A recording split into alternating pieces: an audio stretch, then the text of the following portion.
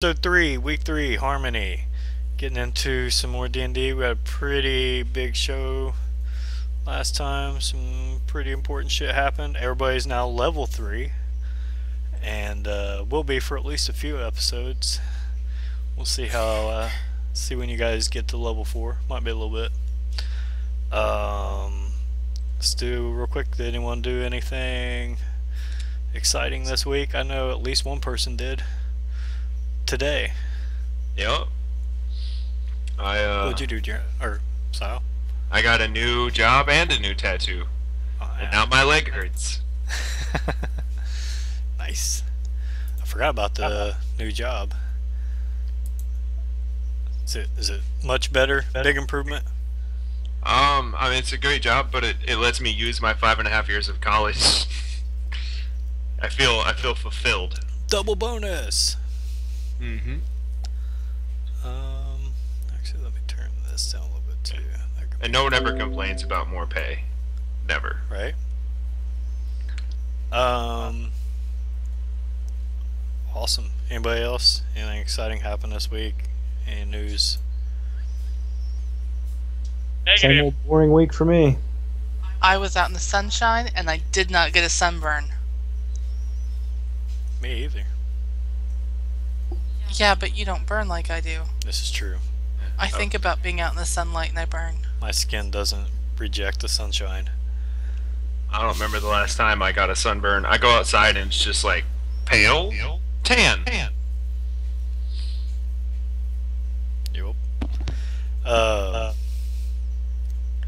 Let's see. Where are we at on our characters? Does anybody want to volunteer to go first to tell us something that we didn't already know about your character?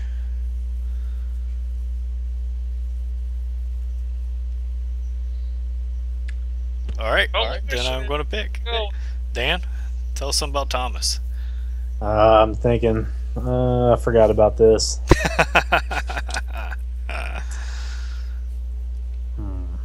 Anybody else got something already? Bex has no defined sexual orientation. Definitely did not expect that. That's I guess you spend enough years on a boat with a bunch of random dudes. Things happen. I mean, that might not be when it happened. He could have, he's born that way, right? Yeah.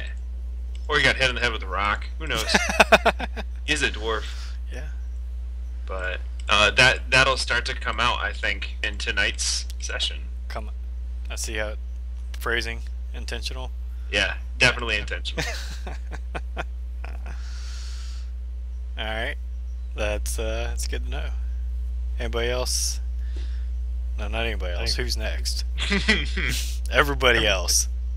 Tirnel actually has a friend that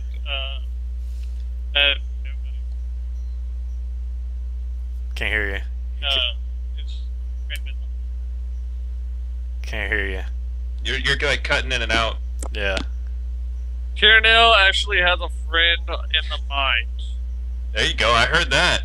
Has a friend in the mines. In the mind, imaginary. Oh, in his head. Up in that frontal lobe. Okay. Speaking of brain damage. Maybe. There's all kinds of explanations. Okay. I'm blue. Let's keep that in mind.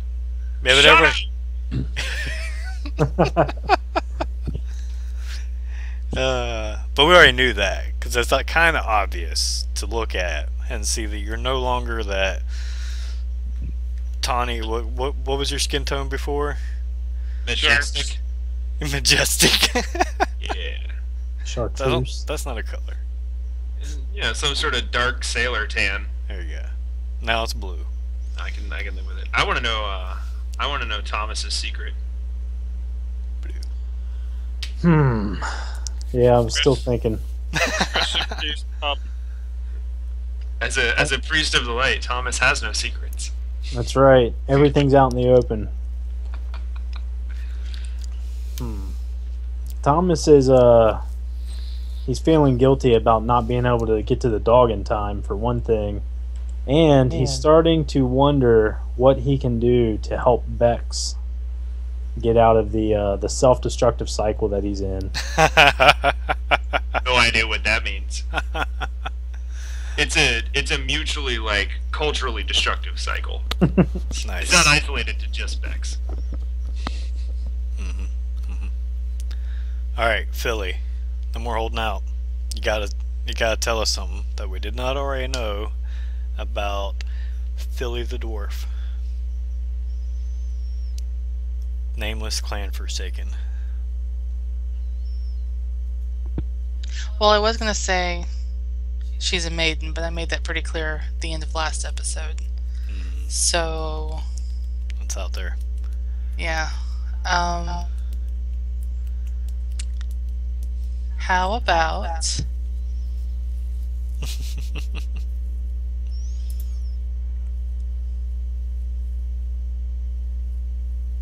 she doesn't actually believe in the gods. She thinks that the holy power is actually magic, and they're just manifesting it differently. She's not going to share that with any of you, Okay. but she thinks that all holy magic is actually regular magic in a different way. Okay. That's interesting. That's the thing. All right.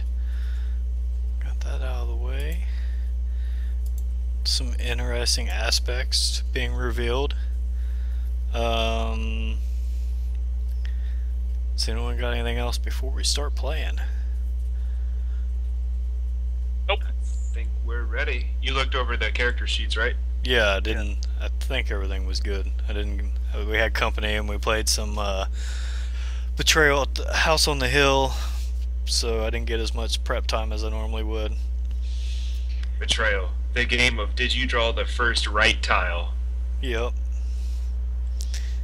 Yep. It was pretty good. Everybody died one game, including the betrayer, which meant I won because I was the betrayer. No, I totally won. And yeah, it was good times. All right. Oh yeah, everybody's back to 6 hero points, right? Yes. 5 plus half level rounded down 6. And yeah, let's get into. So last session was pretty eventful all the way around. You guys went to investigate the hideout of the bandits who attacked you on the road from the previous session. You found that they were led by Ortran the Marvelous and dispatched with him and his I guess you could say dickless orcs. Yep. Yep, at least one orc was castrated, and another guy was severely hamstrung, and lots of guys died. It was a lot of death in that little house that you found. You found some stuff that had been stolen from other people, and some orders and stuff that shipping orders and things like that told where they came from. Made a plan to return at least some of it. Took it all back to your camp, rested for the night, became empowered with your level up, and now a second level up. And and you woke to quite a strange situation when the dog Pup, who was Marcus's traveling companion, had apparently been transformed in some way, apparently at Marcus's hand, causing him to change into this weird magical hell beast that wreaked all kinds of hell. Every time he hit you guys, it seemed to cause surges of wild magic all around. One of you was aged 3 years, I believe. 2 years. 2 years. So Philly's hair and everything grew out. Her her mutton chops are now more almost like full-on dwarf woman beard, and her hair grew out, and her nails are a little bit longer than they ought to be, like a lot.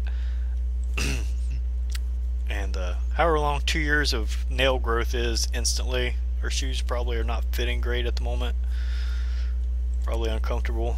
And Yeah. Bex turned blue, and so did your traveling companion Barlow. And let's see, was there any other negative or permanent effects? I'm trying to remember. There was Nothing music on me. playing. Oh, there was music playing around the incapacitated body of Marcus, who was knocked out by Bex. Damn right. There is And a nearly- certain four-footed animal. There's a unicorn of majesticness. Mhm. Majesticness. I was getting to that. I was saving that for last. Oh, I ruined it. I'm a bad person. Assholes. So, blue, aging, music playing, unconscious Marcus, and dying because of the effects of the explosion when the beast shards went everywhere from the crystal that was inside of it, and a unicorn appeared. And that's where we're at right now. And who speaks Elvish? I know Tirnel does. I do. Thomas does. I can mock Elvish. Who understands Elvish right now? Just Tirnel and Thomas? Okay. Tirnel and Thomas. You hear in your heads, which might not be all that unfamiliar to Tirnel apparently, you hear a very angelic, soft voice ask you, "Why have you summoned me here? And what has happened to this poor creature?" At this point, Tirnel drops down from the tree that he was perched on and drops down towards the knee. And, you know, in a respectful manner. And he, in Elvish, says, I'm sorry to tell you, that we had no indication of summoning you. We had no intention on summoning, and we had no way of knowing how to summon. Is this true? See, you see now, you might not realize what this voice was coming from before, Thomas, but the unicorn kind of takes a step forward. It's kind of standing over top the body of what's left of the body of Pup, and it sees Marcus on the ground, and then as it steps up and moves towards him, it says, is this half-elf in need of healing?" Do I know what happened? Like, can I use Arcana or anything to figure out like what caused all this I think I know what magical fluctuations? Yeah, make a roll. Make a Arcana or just Intelligence if you don't have any bonus to Arcana. Let me Could I switch. do that too? Yeah, because I mean, what experiences your character had with wild magic before, right? Probably minimal, if not, if Yeah, any. right. Maybe I read about it. That's the only thing I was thinking. Right. It's a little more common in elf land, but not necessarily Shit. regular. So 12, yeah. I mean, yeah. As far as you know, Tirnel, the only thing is something caused some kind of magical flux, but you don't really have any direct indication of what that specific cause was. It could have been something Bex did, or maybe even something Thomas did, or something interact. You can't narrow it down. Thomas, you kind of feel a little bit like maybe the magic harnessed inside the crystals when it interacted with the living body of the dog, and then when his life force was evaporated, then that expelled and caused a huge wild magic flux. Okay. Yeah, so I address the unicorn, which is a little awkward, and tell it Out loud or in your head? out loud, that apparently the dog became infused with magical power from these crystals, and it caused a temporal flux in the weave, and that's what summoned you. And yes, the half elf on the ground definitely needs healing. And she touches her horn to him, and it does a shit ton of healing. It's a lot. Healing touch, 2d8 plus 2. Oh, there's not really much of a body to cry over. The scorch marks, then. Yeah. Oh, well. That is the best heal ever rolled. She does a shit ton of healing as far as you guys fucking know, because he's now no longer dying. That's all that matters. Yeah, so Marcus becomes conscious. The unicorn continues talking in the heads. Actually, all of you can hear her, but it's in Elvish, so it means almost nothing to you. I'm gonna just... Do we visibly see her healing, Marcus? Yeah, she touches her horn to him. You see the glow of magic go through, and then you see his body, which was nearly expired, start to move regularly. Pick up some sort of piece of pup, like a little piece, I guess, carry it over, and I will address it in unicorn. So, equestrian, and ask, can you heal this? Can you bring back my friend? And that would be the first time that the party has heard Bex speak an animal out loud. Technically, the languages of a unicorn are Celestial, Elvish, and Sylvan. Oh, it doesn't have beast? Well, I just asked it, of course, if it could fix pup. Yeah. Do I say that it knows that? Probably, right? It's a fucking magical beast. Surely it knows. Because, like, regular animals don't have a language. Yeah. Does it list it as a beast? No, it's a celestial. It's not in. Oh, so it probably has no idea what I'm saying. No, I don't think it does. I think it gives you kind of a puzzled look. Looks at the remains as they were in front of it, and it can figure it out, right? Especially after Thomas's explained what happened. Shoving it at her. No, it's smart enough to know you're not trying to make it eat. It shakes his head, taps once for no, right? Or is it tap 2 for no? Once for yes, 2 for no? Or is that backwards? I don't know. I don't know how horses count. Unless there's glowy shit coming out of the horn, I'm disappointed. And she says, I am Lexilia, the protector of the realm of law. I am not able to repair your fallen companion. And that's an Billy elf? has fallen to her knees. And if you guys notice Philly, I think she looks a lot different now, other than the aging, right? Said Lexilia. Are you going to tell us how Philly looks different, real quick? Well, Philly has aged quite a bit, but her hair and her eyes, and her skin even have all changed a little bit. Her eyes have faded to a very pale blue, almost white. They're so pale blue. And they appear to be lined with a black line, but her hair is a mottled combination of white and black and blonde and brown and red hair all mixed together, almost like you might see in a wolf in the wild, with all the different tones of hair color kind of all modeled to make it camouflaged. And there's a little bit of white underneath near the nape of her neck that's kind of more solid. And it seems as though she's got really stiff, coarse hairs that are longer, and some really soft, fine hairs that are shorter and closer to her head. Nice.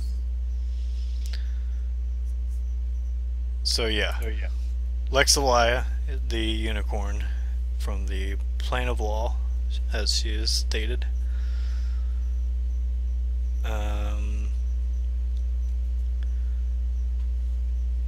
She says, I can feel that I'm being pulled back to my own realm. I won't be here for much longer. Is there any other need of me that you require? And that's still an Elven, right? Yes. I'm just gonna keep shoving Pup at her. Philly will gently start to reach out toward her, but she also does not know what's going on. Yeah, in my mind, I'm speaking. Well, Tirnel's gonna be asking her how exactly did the summons did we summon you by accident? I believe your cleric companion here was correct in that the wild magic surge that took place from the explosion of these strange crystals may have unintentionally brought me to this land. I'm trying to see where's her spell-like abilities. Oh, okay. The reason why I'm asking you this, Alexamaya, is I'd like to know in the future anything that we do if we ever need to summon you when the time is right, instead of by accident. I believe that two of our players already know the correct method for this. So just banging two crystals against side by side, is that what you're asking? No. Do you remember Dan or Stephanie? Chant her name 3 times, right? Right, the chant. Yep, the Beetlejuice method. So yeah, she responds, my ability to visit you is limited, but if you repeat my name in sequence 3 times, thrice, then I may be able to return and help if I'm needed. At that point, Tirnel looks at her and nods his head. And about that time, her form starts to shimmer, and she says, beware the dark man, as she disappears. And there's I just repeat that out loud. empty Beware space. the dark man. For the un-Elven speaking people in our group.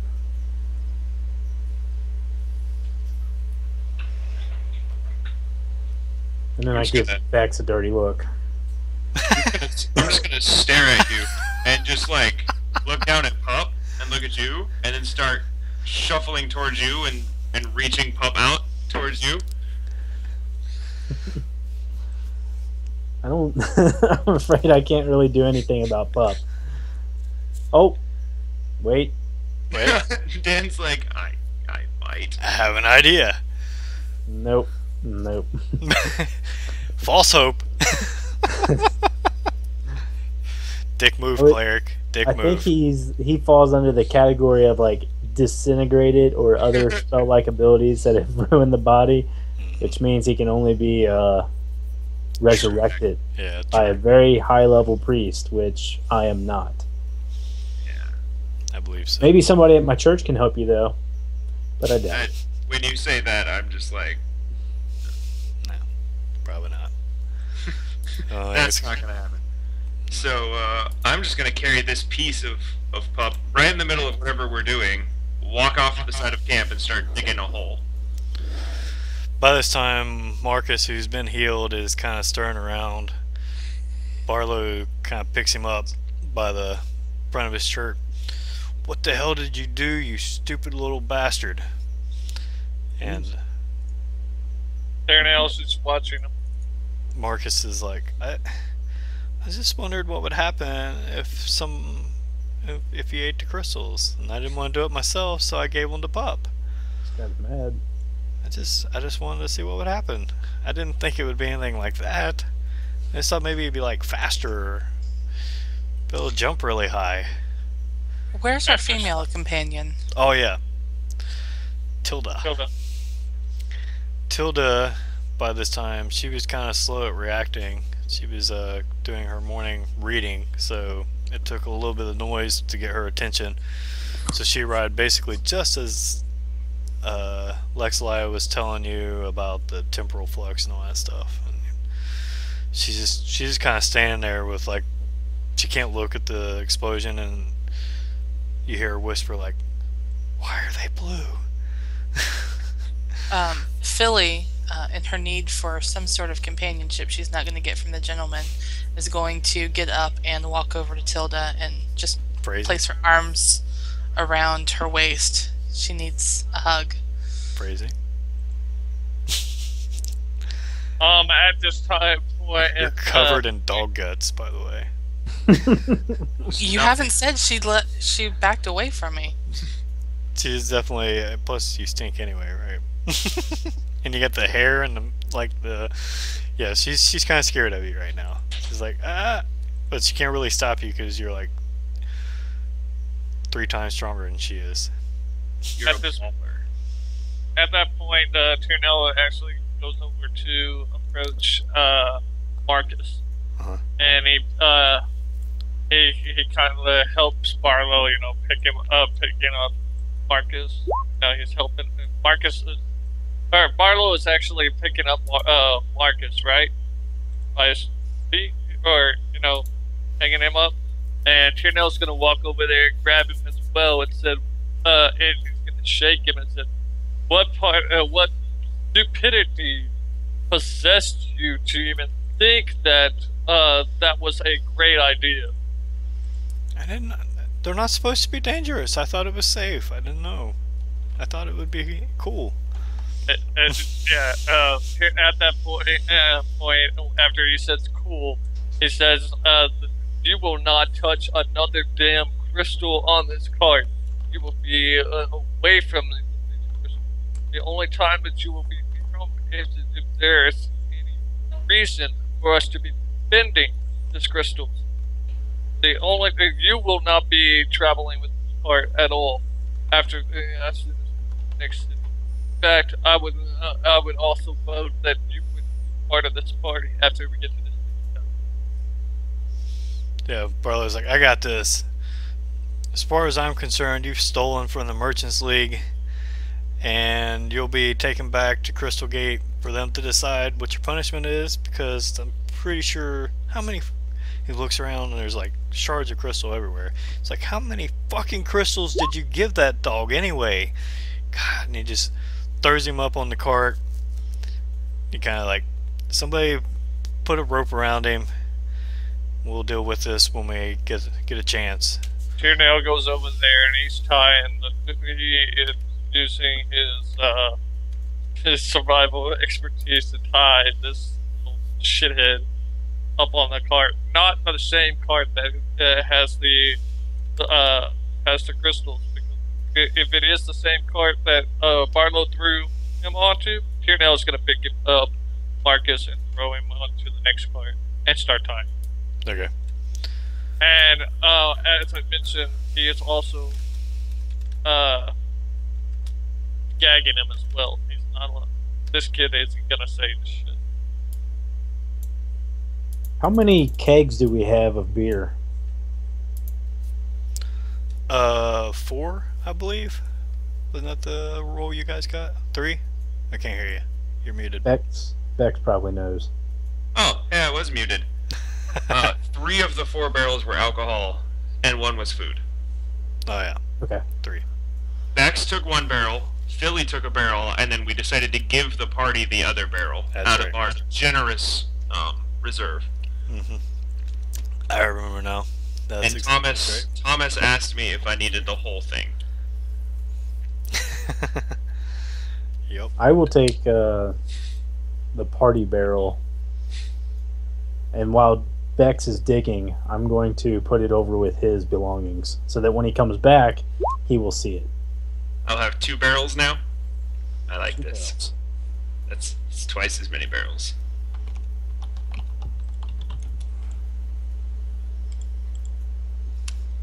Bex does not dig a good grave. I just Okay. have a little piece of pup, so I just sort of dig a hole and put it in it. Cover it up and put a rock on top. Alright. Yeah, I mean, there's not a lot of it left, right, in whole parts, so then take a deep grave just- or... Just you whatever know. piece I had is what it'll be. Okay. Alright, do you say anything? I just wait for him to come back and let him know that. Oh, Oh, no, I'm going to chilling touch the ground and destroy everything alive in that area. I just like, nothing will live if pup can't live. So, just like a 5-foot radius is just gonna be necrotically destroyed. Alright, so anyone who looks is over there, just Bex is just going fucking crazy on the dirt. It's like, turning it all into just, you know, wilted nothingness. Yeah, it's just a little creepy waving finger hand just poking the dirt. Or punching, however liberal I'm allowed to be with my animated death hand. Just going ham. It's But, like it's like I plan on doing that for about a solid minute and a half. it's like digging, you know, making a hole to put seeds in. Only instead of seeds, you're just destroying it. Yeah, I'm gonna do that for like a good solid minute and a half. Alright. Yay for cantrips. Yep. Alright. And so you have Marcus tied up. Barlow's like rubbing at his skin, trying to, because of the, it's blue, and he's not exactly happy about that. Cleric, can you do something about this? This magic, whatever, sprayed all over me. Actually, I don't think you can. I think it said remove curse only. is Yep. it? Oh, it's a curse. It's not a disease. Right. I'll Yeah. double check. But I'm In pretty my notes it says remove curse. yeah, I think so. All right. Yep.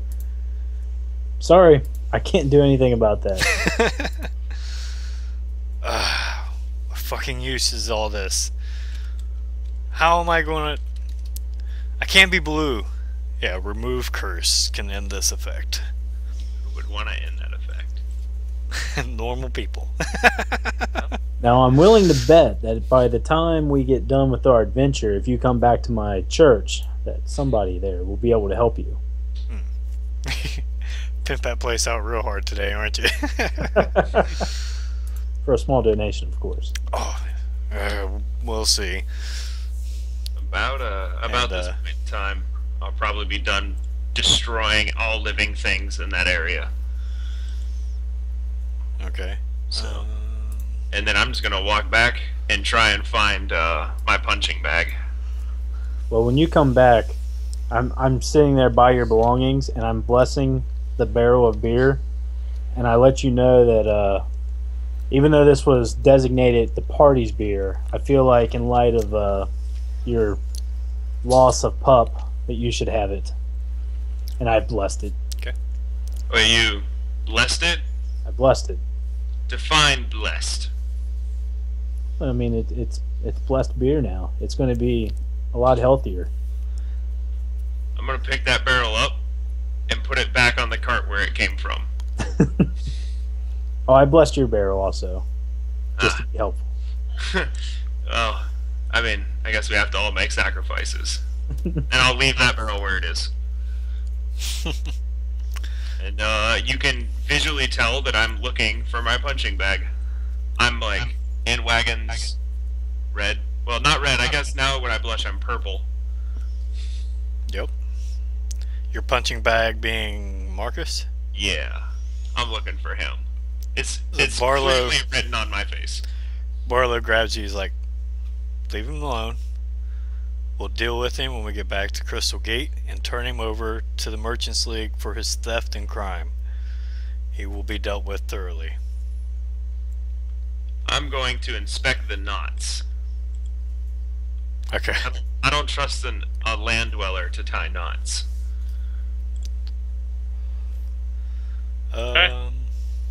Yeah, they're pretty good, but they're not the same kind of knots you would use. Yeah, I'm gonna correct that. Okay. He the whole time he's like, please don't. I'm sorry. He can't speak. Oh, that's right. Oh, he's gagged. So But he's just still sort of like, mumbling. yeah, he's just like, don't hurt me, effectively, without actually saying it. If he was able to speak, I wouldn't. I would have cut off his tongue. Don't worry about it. No, so I make sure that he's aggressively bound. Yep. Yay, sailing. And yeah, you can do that without hardly any challenge. So Barlow is like, alright, is there anything else that's going to fucking get in our way today? Or are we ready to go? Do we have everything? Is everybody accounted for? Tirnel, no, it's ready. We finally go to Rua. Shit. Was Marcus driving one of the wagons? Yep. So now someone else has to drive the wagon Marcus was driving? Oh, don't worry. I let Philly know I got this one. Tilda needs that. Tilda will be getting that one. Say what? Tilda will be driving that one. No, Tilda doesn't drive wagon. Yeah, I let Philly know I got this one, and she can take over the other one. I'm As going long to be as he's riding got with the smaller wagon. How come I don't get the Lamborghini? Nope. You get Geo. Oh, give me that Geo Tracker. Pop can on wheels. Beep, beep. That's when I crashed into a tree. Did not last long. Well, that's the end of that car. No, not No Geo matter the Tractor, size of the Geo tree. Metro. Ew. Who went to Geo Metro? Sorry, fans in the VOD who have Geo Metros. But Right. you should probably use the internet and look up cars. So, So you're saying a Geo Metro is not a car? I'm saying that it's a poor design. Man, some serious hate. Well, I mean, it's No, you're better right. than a Pinto. Anyway. Well, is it though? Speaking of Bex, Is Bex a Pinto? no, but Bex has no shenanigans in him right now. He has that look that's like, I'm just gonna do what I need to do right now. Which is drive the car. Yeah, there's no shenanigans coming out of Bex right now.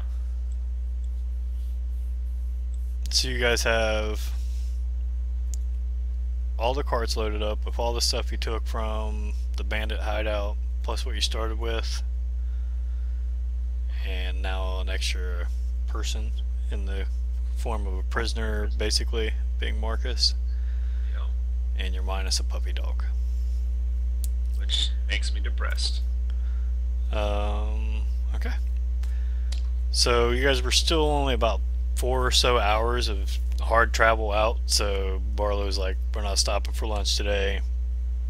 We can do that after we get to Rua and unload and get the work done, and we'll have the whole night off. So you guys, Tirnel agrees. everybody, no one has a problem? Okay. Nope. Bex is going to wait, though, until his short rest resolves, and then I'm going to summon Unseen Servant when no one's looking, and have it consistently poke Marcus aggressively in the eyes for the entire trip. Okay. At strength 2, that's gotta be annoying. Yep. Yep.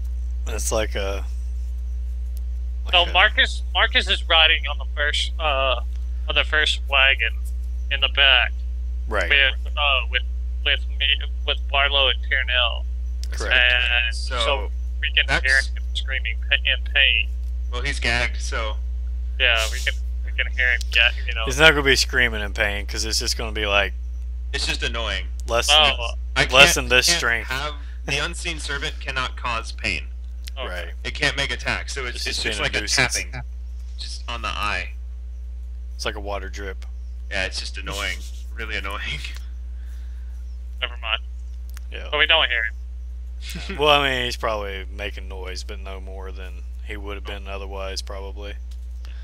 He's actually quieter now than he was every other day of the journey, despite still making noise while tied up. He's, he's got a big swollen eye anyway, right? And Oh yeah, that's the one that's getting poked. busted, nose turned sideways. Tirnel is Tirnel kind of elbows Barlow and says, so it's better off now without the big mouth over there talking. Hey, huh? Okay. No, he's talking to Barlow. All right. Yeah. Yeah. You can Barlow. Barlow's still pretty. He's pretty freaking heated about the skin being turned blue and the whole ordeal. He's worried you're going to get docked pay because you're missing some of your crystals now. And he's got a lot to talk about. Then none of it's good news. He's like, his face. Would you say is it's purple now, right? It's not red, but yeah, definitely. Right. Yeah. Okay. Tirnel's just thinking about what's going to happen up in town and how he's handled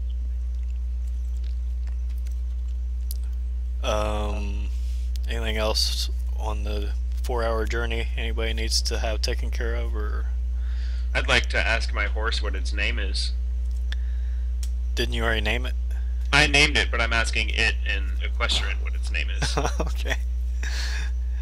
And whatever it says is irrelevant because I'm going to tell it what its new name is. Okay. Yeah. But it's the polite way to go about changing someone's name. It gives you a response that's like, basically its name is Milky. Yeah, and I tell it that's wrong. Oh. Its name is Rear Rudder. That sounds very polite. Horses aren't, well, they're kind of smart for animals, right? But they're not super smart. They're like middle average intelligence. But they're docile, so yeah. Okay, Rear Rudder it is. Yes. That's all that needed to happen. Philly is going to bite down her nails. And It's going to take a while. yeah.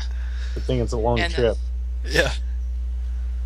Well, what? I didn't even think. What does she have? She's got an axe. I do have an axe. Yeah. I also have a javelin, which has a pointy tip. Yeah. And I have arrows. And you could take your arrowhead tips off. And Yeah, I'll take an arrowhead tip off and start fiddling with my nails, and at some point, set the horses on cruise control and work on my feet. yeah, cruise control. That's the thing these wagons have. Well, I'm not in the front and I'm not in the back, so I'm pretty well set. You're not driving? Oh, you mean your cart's in the middle? My Yeah. cart's in the middle. You have my axe. Yes. Sorry. Somebody in chat. Elf Queen 86. Thank you. So yeah, you're sitting in the dicky box. So we're clear because we haven't said dicky box enough the last couple episodes. And you're doing your nails. Gotcha. I'm significantly more girly this episode. Yup. You've gone for hugs. They were sort of requited. Not really. And yeah. Moving on.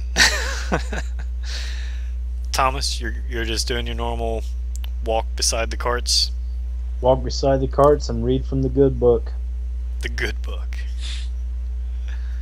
You need to come up, if you haven't already, the actual name for the books that you're reading from. What the hell?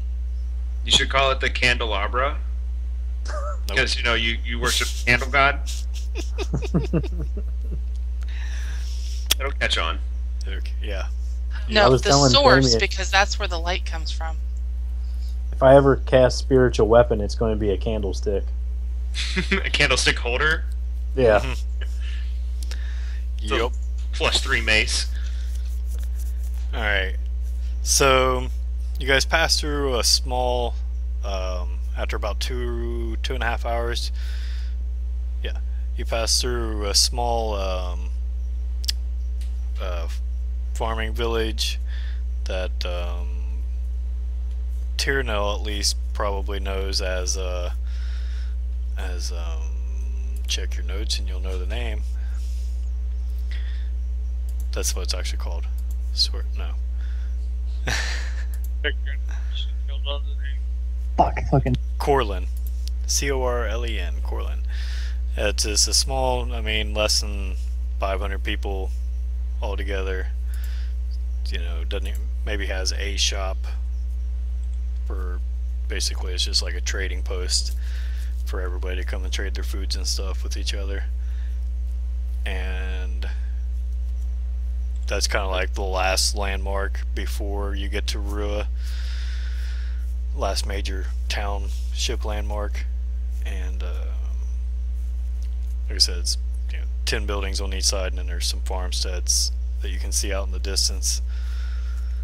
And the terrain here is much more hills than you've passed through before, so you're constantly going up and down hills and valleys for the last hour and a half until eventually you can see, you're probably still a good 45 minutes out, but you see a large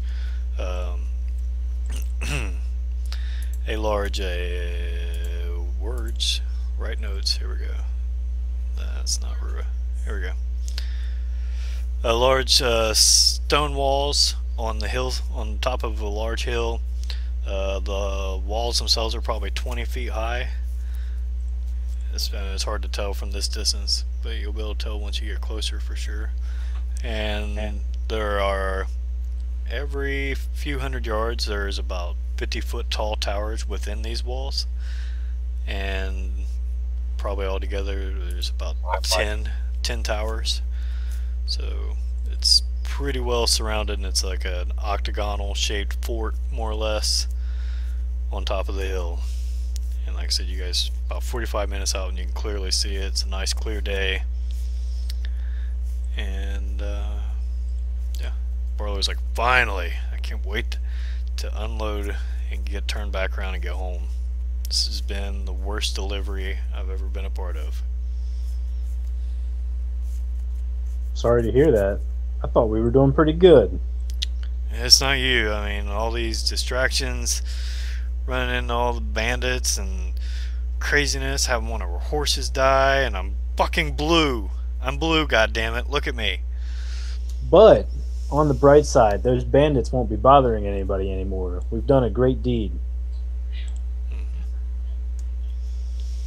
Yeah, whatever. Yeah, I mean, hopefully any pay we might lose for losing some of those crystals will be offset. Maybe we'll get some money for turning over this food stuff that you guys found.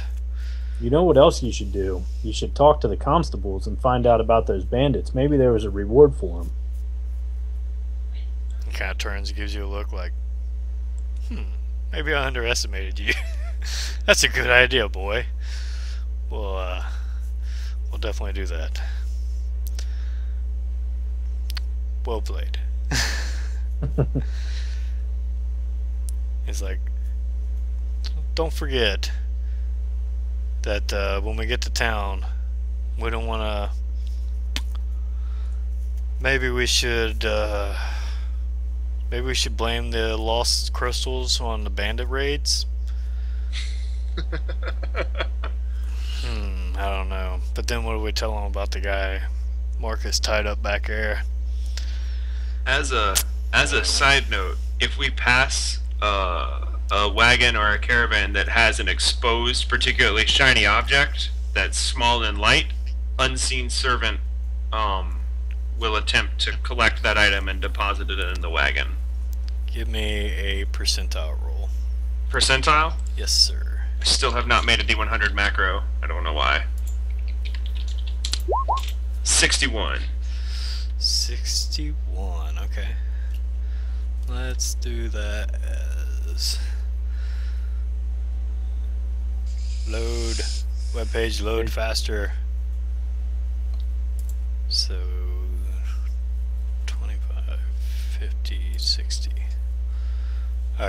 Um, there's a couple caravans that pass. You're unable to secure anything on the first one, but on the second one, you get a couple.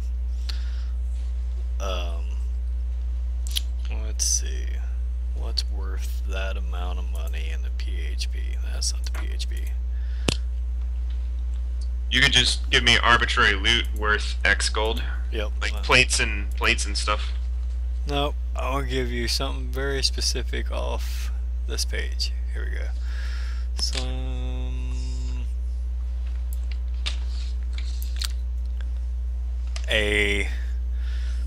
Nope. That's not silver. That's gold. I'll take that. Nope. This is a very profitable approach to stealing invisible hand. Mm-hmm.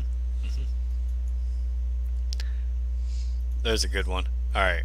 You grab a couple. No, you're like, this is good. This is perfect. There's a couple of boxes that have like 4 tankards each in them. So 8 tankards, flask tankards, however you wanna, whatever you wanna call them. And then what would you like me to put their value as? 2 copper each, so Yes. 16 copper. Oh, that's in the inventory. Okay. You know what's funny, Barlow, is I've been teaching for the last 8 years, and a whole lot of kids have used the excuse that their dogs ate their homework. It's actually true this time. The dog really did eat the crystals. So But I wouldn't try to use that excuse because I never believed it.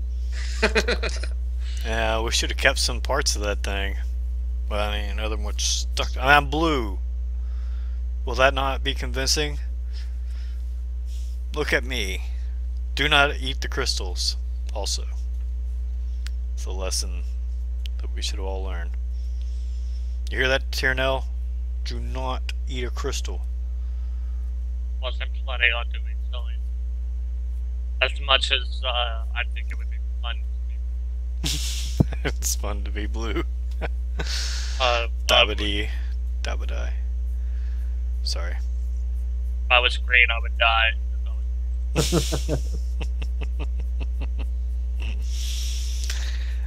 Wow. Okay. I'm sorry for that. That's it. I'm fired. All right. Let's take our break right after you guys get to the city gates.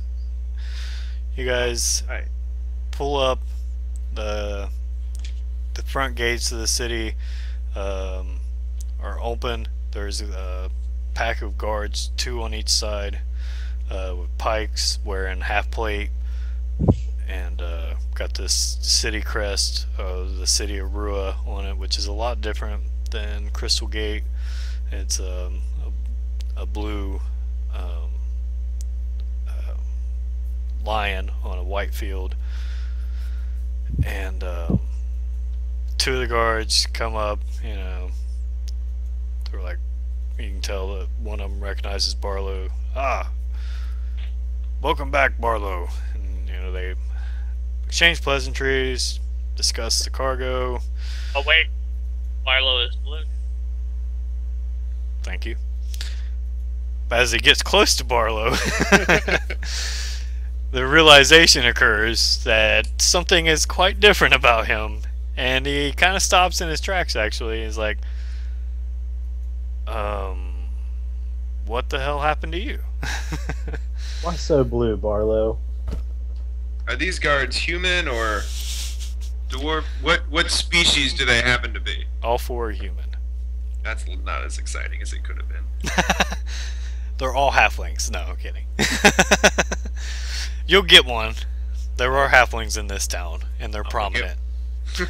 I've had a bad day. You'll get there. Spoiler alert. There are prominent halflings in this village, town, city. This is big enough to count as a city. Anyway, so Barlow partially explains the story of encountering a magical beast, and he's like, the elf in the dwarf in the back, he also got turned blue. It was quite a strange experience. And the guy's like, are you, like, or is there anything else wrong with you? Or is it just blue? Or, it's like, I don't know, he's worried like radiation poisoning, or I don't know, maybe he's contagious. He's a man. He wants to know if his dick is blue too. Wait, is this like the Incredible Hulk thing? Or the thing? Anyway. Yes. So yeah, they had their discussion. They don't really check the wagon. They apparently trust Barlow enough and just take his word for what you're carrying and what his purpose is. And says, you know, go on in. And you guys start to pass through the gates. It's one of those big double wide. There's a guardhouse inside of it. It says big enough to house the guards while they're on duty. So you pass through. The town is already full and bustling, as it's, you know, what, early afternoon, 1 or 2 o'clock ish. And Bex has something at the gate before, as he gets through, while Barlow is talking and being all buddy. uh-huh. I have filled 5 tankards with my now blessed ale. 1 is in my lap, and the other 4 I'm sort of holding off to the side. And as I pass the guards, I hand them each a tankard and say, "For pop!" and down mine and carry on. You notice while you're pouring that the ale is quite clear and clean looking. Did you make my ale water, Dan? I'm gonna find out when I down it. And when you drink it, it's very pleasant, like the most delicious, cleanest water you have ever had in your life. Alright. Well, I'm gonna hold off. It's on very Bex's refreshing. reaction I'll hold off on Bex's reaction till after break. Alright, let's see. We'll take a 5-minute break. We'll be back with a little more action in just a bit. Until then, enjoy some music, and we'll see you then. I'm gonna have words with Thomas, is what I'm trying to say.